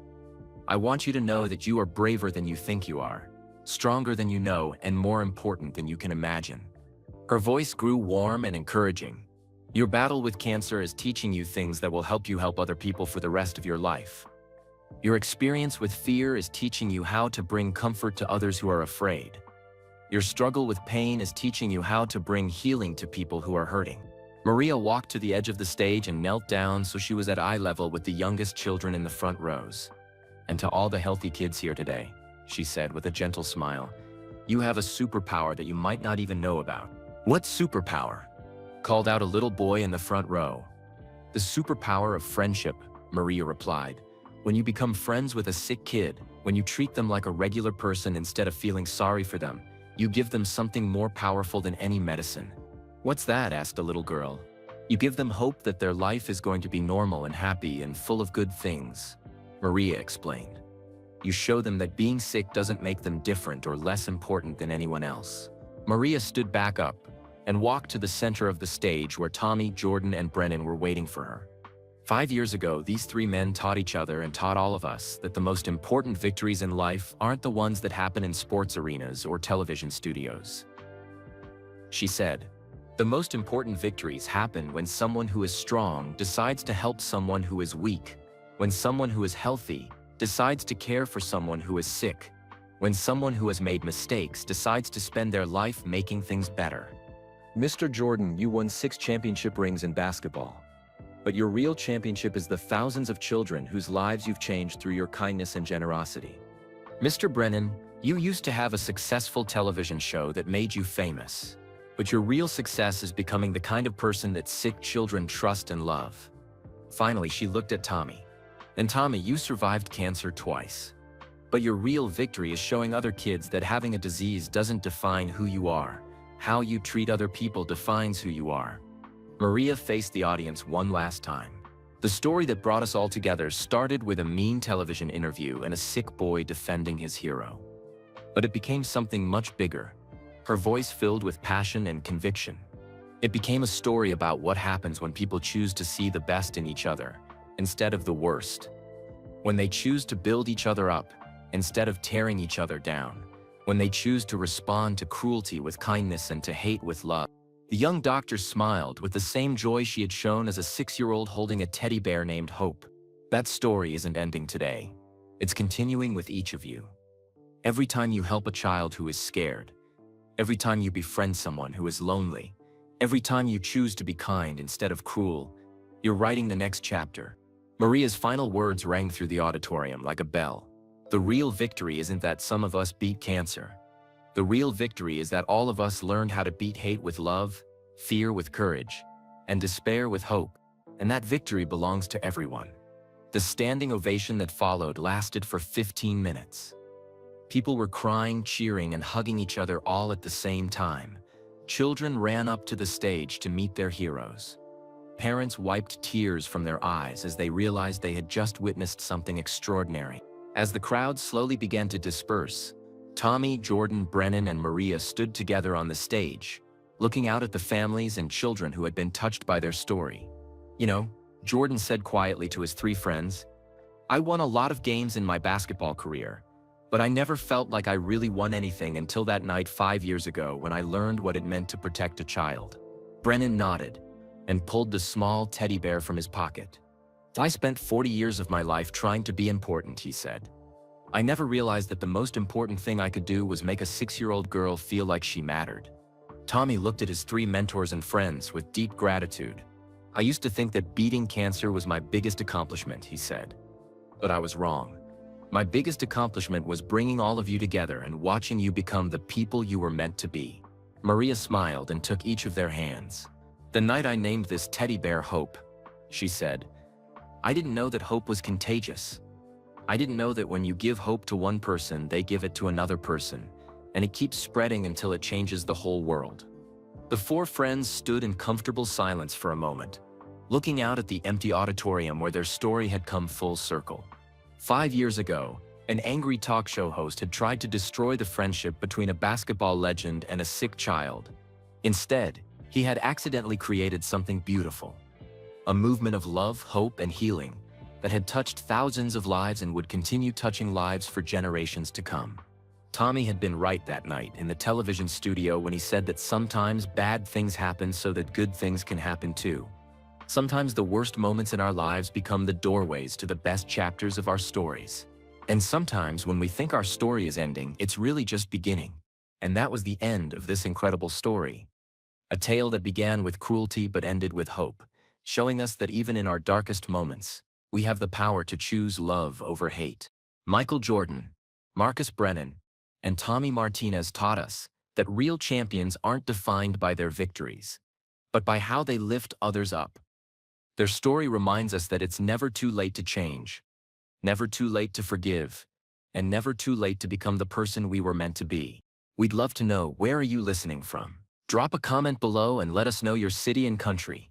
It's amazing to see how stories like this connect people from all around the world. If this story touched your heart the way it touched ours, please give this video a thumbs up and subscribe our channel for more inspiring stories that celebrate the power of human kindness and resilience. And here's the most important part. Share this video with your friends and family. In a world that often feels divided, stories like Tommy's remind us that kindness is contagious, hope is powerful, and every single one of us has the ability to make a difference in someone's life. Let's spread awareness about the incredible strength of children facing illness, and let's honor their courage by choosing compassion in our own daily lives. Until next time, remember, you never know when your moment to be someone's hero might arrive. Be ready for it. Thanks for listening, and we'll see you in the next story.